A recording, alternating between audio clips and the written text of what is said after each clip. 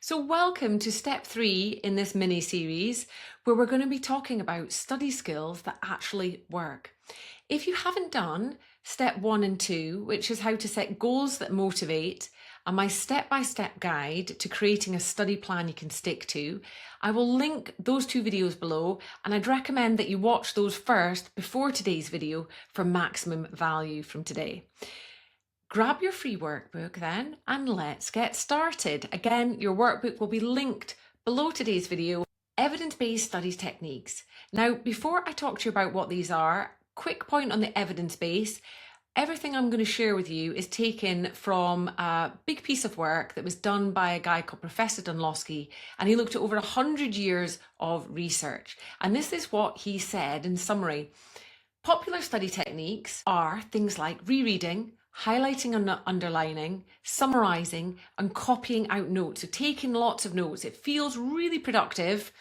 We've done lots of highlighting, we've read lots of things, we've got maybe lots and lots of notes together. We might have even organised them into folders in rainbow coloured order. And these are really popular techniques. But sadly, Professor Dunlosky said that actually the evidence is that these things will not actually really help us learn. So if this is something that you have been doing, do not worry, that's why they're popular. Lots of students are doing these things, but this might be the reason why you're not getting the grade in exams that you know you're capable of. So what we want to do instead are active techniques, which are really effective. And the number one, most important one that I want to talk to you about today is practice testing. This is the most important technique, and that's the reason we're going to really focus on that in this video. Professor Dunlosky was super clear. Everyone should be testing themselves more, getting information out of their head, applying it, and it is a hugely important part of learning, not just for GCSE, for A-level, for university level, but even actually going back to primary level. It's the key element of how we learn anything. And let me share a bit more about that. So the learning cycle, how to learn anything. Step 1, we want to spend some time understanding. And this is where we might do these passive techniques, and that's absolutely fine. We might spend some time watching a YouTube video or a couple of different YouTube videos. We might re-ask a teacher or a different teacher to explain a topic, make notes, read our study guide. All of those things are fine while we're in the understanding phase. But where I'm working with a student who isn't achieving their full potential, they often get stuck here. So what we want to do is not perfect our understanding, but just learn enough to have a go at answering some questions, to applying it. And we can find those questions in free online learning tools like Seneca, Cognito, Physics and Maths Tutor. If you buy a CGP revision and practice study guide, which are the ones I recommend, you will find questions as part of your study guide as well. Past paper questions are the best type of questions we can ever do because they really test us on what's happened in exams previously. And of course, flashcards are great too. There's tons of evidence behind using flashcards as well. And the next thing we want to do is getting on to marking our work. So again, higher performing students will be answering questions, but they can sometimes get stuck there and not move on to this third phase. This is the third phase, which is most important for you to really maximize your learning and increase your grade. And that is to mark your own work. Review where you lost marks and then understand why you got it wrong so you don't make the same mistake again. And why this is so helpful is it helps you review your work and see it in the eyes of an examiner. And we need to remember, importantly here, GCSE success isn't a test of intelligence.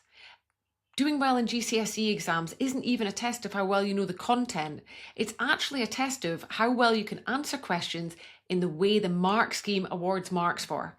And when you get close to this, you'll see that you can basically have the right answer. But if it isn't what the mark scheme awards marks for, then you will not get the marks and therefore you won't get the grade. So you need to really make your revision as much as a learning about the content as really learning about the exam and the mark scheme and what you get marks for in an exam in order to really optimize for it and improve your grade. And what I see the best students doing, they are doing this, going through this learning cycle. They are absolutely making loads of mistakes. That is how we learn, and that's a really important part of this. Don't expect that when you start answering questions, you're going to get them all right. In fact, if you get all of them right, you've waited too long before you've started to answer them. You want to just know enough to have a go at some questions, get some right, of course, but be open to getting things wrong. That's fine, that's how you learn. Mark the work, see where you went wrong, and if you didn't quite understand something, which is totally normal, go back round to understanding it. And really, GCSE success and exam rate success is how quickly we can go around the cycle and how many times we can do it in order to improve our grade. I've talked briefly about this, but here's some resources around where you can find questions. Past papers are a really good one. They're freely available online. Seneca and Cognito are also free versions are available. So is Quizlet. And you can buy these study guides often from World of Books. Sadly, often in perfectly unused condition from previous GCSE students. So you can buy them from Amazon or, as I say, secondhand, often in very good condition from World of Books, very cheaply.